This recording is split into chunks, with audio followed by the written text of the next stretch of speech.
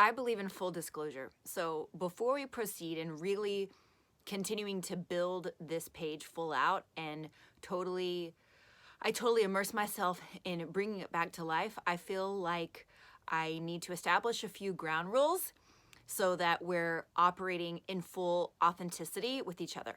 So first of all, I do not believe that I am here to teach you anything. I don't actually believe that I am enlightened enough to be a teacher. What I am here to do is to share my own experiences and to share the path and the journey that I have been on and the massive, groundbreaking, life-changing lessons that I've experienced in my own life, in the hopes that if I can help even just one more person shorten their own learning curve and facilitate their growth in any way, then I figure it is worth the effort and the energy. At the same time, there's a phrase in Hebrew that's called, if you know Aleph, teach Aleph. And what does it mean? So Aleph is like the letter A in the English alphabet. So it means even if you know one little tiny thing, if you only have learned the letter A, share that with your neighbor.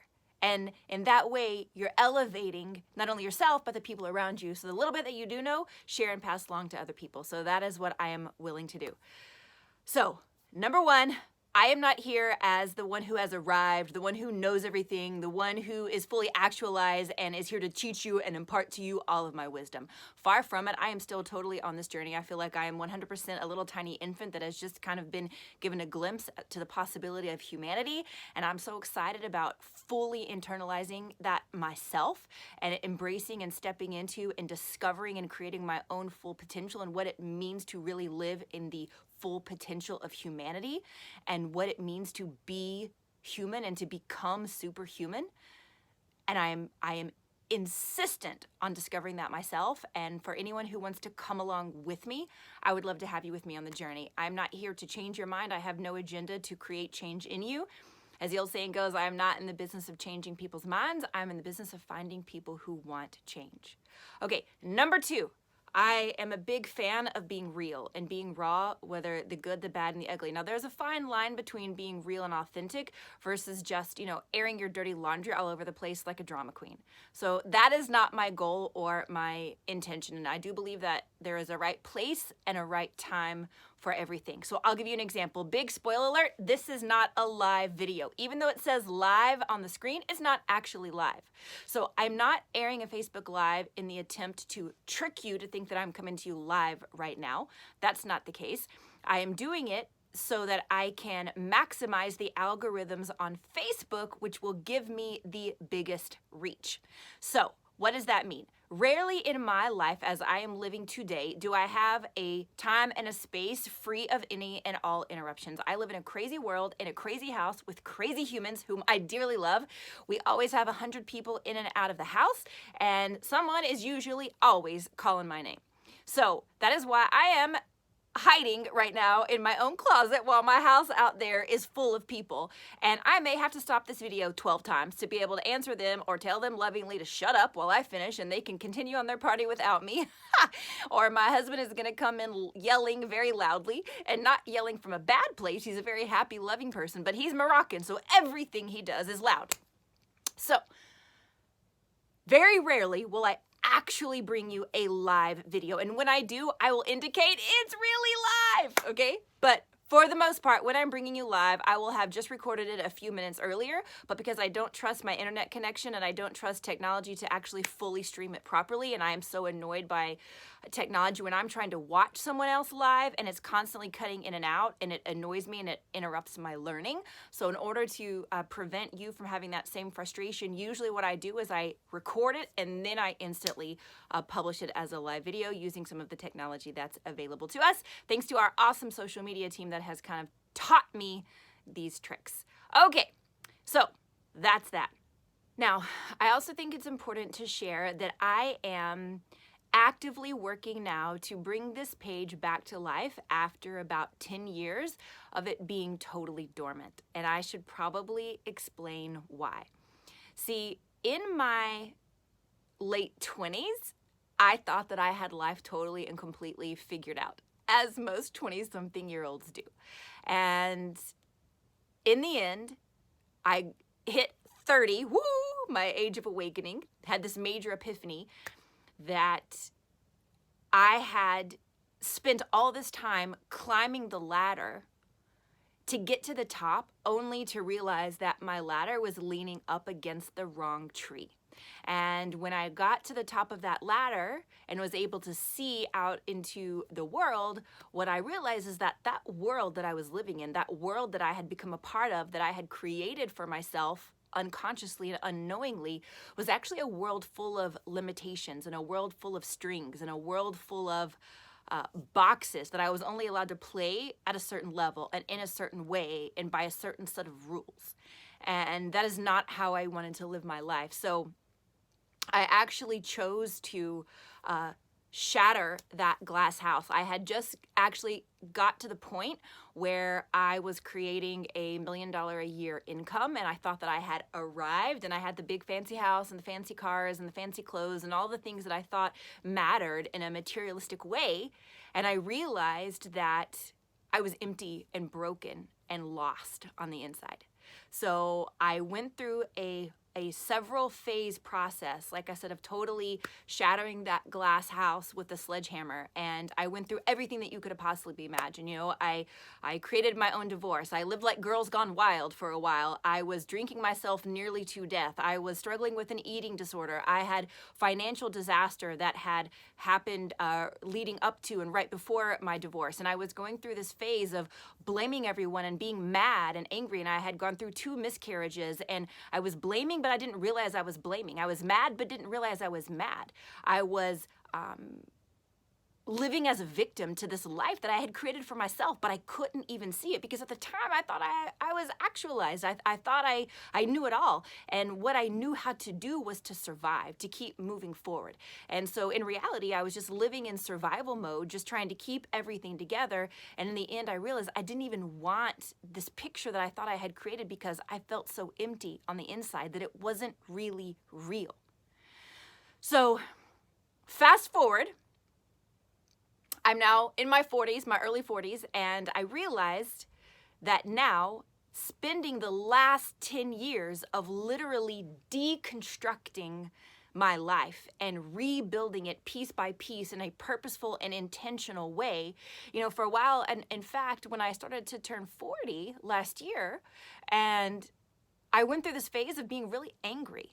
And I was really ticked off at myself and at the world and at God that I had wasted my 30s. That's what I thought for a little while, that I had totally wasted a decade of my life. This is what I thought was the most beautiful phase of your life, your 30s. I thought I had wasted it. And it took me about a year of doing some real strong soul searching and reflecting and realizing I didn't waste it at all. Even though I wasn't on camera, I wasn't on stage, I was doing very purposeful, intentional soul searching and digging and building my life piece by piece after having to undo it and take it apart, deconstruct it, and then rebuild it with a new program and literally hardwiring it from a new mainframe that actually was in line with my own inner truth. Now, because I do believe in full disclosure and in being raw and real with you and authenticity, I feel like that's the only way that this community can work, that I can be a part of it. Because why did I call it digging deeper? Because I feel like so many of us, it's one of the major travesties of this world that the vast majority of humanity goes through in their entire life never realizing that they're asleep. They never have the privilege of being woken up to choices and the power of choices in life, and that our reality is what you make it. How sad that most people never get the privilege of that moment of awakening. And for whatever reason, those of us who are given that moment, it is our duty to share it with other people. Now, not share it in a way of beating it over someone's head. You know, help isn't help when it's not wanted. What we have to do is we have to find a way to create an environment to lead people to where they want to wake up and they want to unplug and they want to learn and they want to become able to create their own reality and to create their own world by design. So please know, when you hear me talk about things like my faith and my food and my exercise and my nutrition choices, it is not because it's my agenda to convert you to my way of life. Far from it. I don't care what you do, so long as you know why you do what you do. That's what's important, is that we are no longer sleepwalking through life, but that we wake up to the power of choice. And that we, from this point forward, become intentional and conscious and purposeful with every single thing that we do. And that we do it by design because it's helping achieve our ultimate goal and our ultimate purpose. So my goal, my ultimate goal is longevity, so that I can create or I shouldn't say my ultimate goal. My health goal is longevity, so that I can expand my lifetime as long as possible, so that I can be here not only to execute my mission, but to enjoy and live life to its fullest, and to enjoy my loved ones, and to be present and alive to the moment. So that is the filter by which I make all of my nutrition and health and exercise decisions, because I know that my body is the temple of my soul. And if my body gives up, then my soul has no choice but to return. So that I'm sharing that with you as an example, that I'm going to have full disclosure in everything that we do, simply to guide you in an attempt and an invitation for you to make your own purposeful decisions. And I am totally cool with if we have totally opposite choices, so long as they're both by design and by intention. And we can still be friends and still live in totally opposite realities. So you know that I am plant-based vegan. I don't care if you eat a pound of meat per meal, as long as you feel like it is right for you, and that it is bringing you life, and that it is helping you to become healthy, and you are vibrant, and you are full of energy, and you are clear-headed, and you are healthy, and you are alive, and you are able to fulfill your purpose from eating that pound of meat per meal. Are you with me on that? Okay. Now, a lot of you have asked me questions about, like, what was I doing in that 10 years? Where did I go? What was I doing? Well, it's a good question. When I went off camera, when I went silent, if you will, when I went off grid, and I was doing all of that soul searching, and I was doing all of that really, really hard inner work. And, you know, a lot of people say, well, after you shatter that glass house and after you hit rock bottom, a lot of people say, well, that's when I found Jesus. And I got to tell you, I did go looking for Jesus, and what I found was that Jesus is a Jew. Now, a lot of my religious friends are going to freak out right now, so don't freak out, because this is not a religious conversation, but I am telling you that my search took me to my past life, which was very, very strongly rooted in Christianity, to my present life, which is Judaism. And what I found is that my spirituality was there all the time, but I had to learn to listen to my own inner radar for truth. And I know that it's going to be highly offensive and highly triggering to a lot of you. And if you are not able to live on this path with me where we have different realities, I'm okay with that. And I will bless you to go and do whatever you need to do in this world, and I will love you and I will send you on your way. But if you're able to live in a friendship and to be able to be like-minded with someone that has different views on faith and different views on spirituality, one of the things that I found is that we're actually more alike than we are different. And I'll be honest with you, I got lost in Judaism for a little while. I got lost in finding my place within Judaism.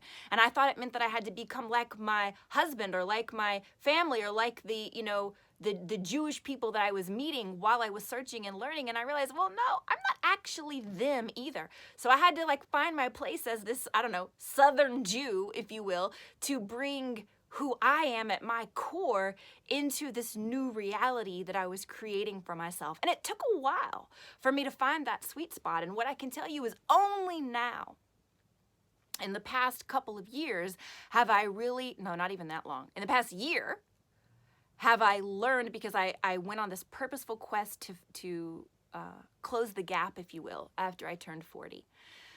And only in that time have I really felt, for the first time in my life, true wholeness.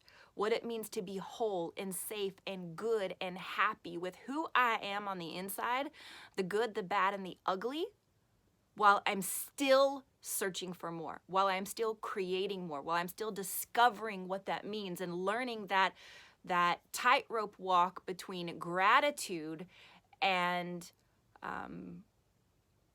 a quest for more.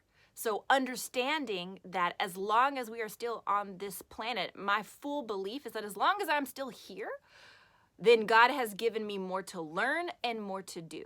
So I must always be grateful and work on being present, fully present, like present on steroids, where I'm feeling and experiencing and loving everything, but yet I don't become complacent. I don't hit a wall and I don't accept the status quo.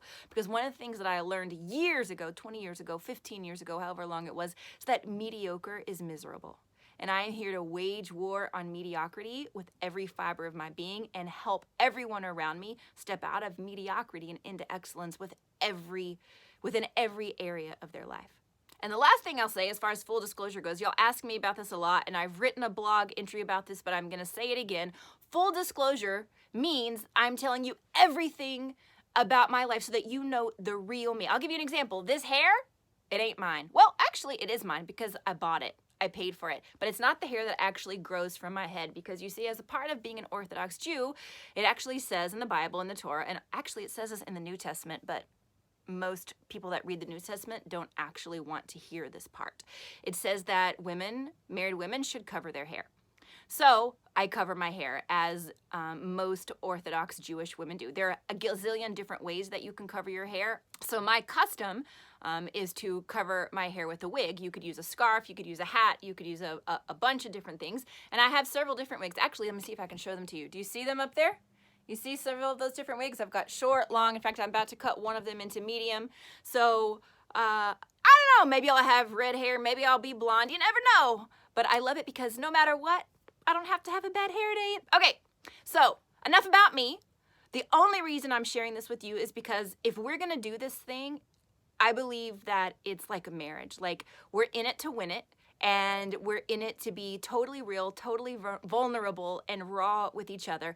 Not in a way that we are like weighing each other down, but in a way where we lift each other up. So, you know what? In a marriage, we have good days and we have bad days, but we stick it out and we learn to make it work. I shouldn't say in a marriage, because, you know, over half of all marriages end in divorce, including my first one. So I should say, like a healthy marriage, where we are committed to continually work on ourselves, and we are committed to continually work to protect the other person, and where we are committed to continually work to see the other person's point of view, and where even when we have a bad day, we can start over together again the next day, seeking each other's greatest good. With that being said, I also want to just mention very quickly 3 to Thrive. So you know, I've started a new series where every day I'm giving you a 3-minute recording, which is giving you tips and tools of helping us all to thrive in everyday life. Now, I want you to know this. There is no way on God's green earth that I can give you all of the tools and the skills that you need to totally transform your life in 3 minutes. But what I hope I can do is give you a quick wake-up call, a loving slap in the face, or a shake, or a big hug and a kiss, whatever kind of mood I'm feeling in that day, to wake us up from the asleepness of life, and to snap us back into alertness and into awakeness, so that we can make the on-purpose choice to stop skimming the surface and to dig deeper. So I will always have that 3-minute series there as a quick refresher for you, as a quick moment of awakeness. And then for those of you that have time to dig deeper or want to dig deeper, then I will do that with the other tools and programs that we create together. Okay? Love you guys.